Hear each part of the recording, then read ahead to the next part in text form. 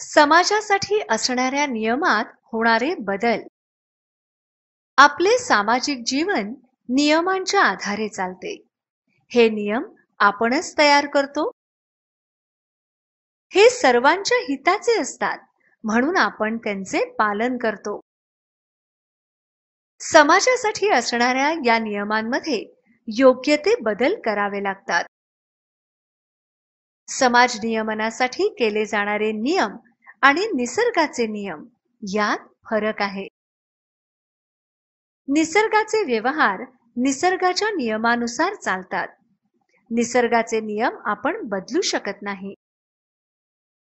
सूर्याचे उगवणे आणि मावळणे किंवा ऋतुचक्रातील बदल कधीच थांबत नाहीत. गुरुत्वाकर्षणाचा नियम बदलत नाही. समुद्राची भरती, ओहोटी, चंद्राच्या बदलणाऱ्या कला या सर्व गोष्टी निसर्ग नियमानुसार चालू असतात. निसर्गातील नियम हे अधिक स्थिर आणि निश्चित असतात. ते कालबाह्य होत नाहीत. परंतु माणसांसाठी असणाऱ्या नियमात परिस्थितीनुसार बदल करावे लागतात. आपला देश ब्रिटिशांच्या राजवटीखाली होता, तेव्हाचे नियम वेगळे होते.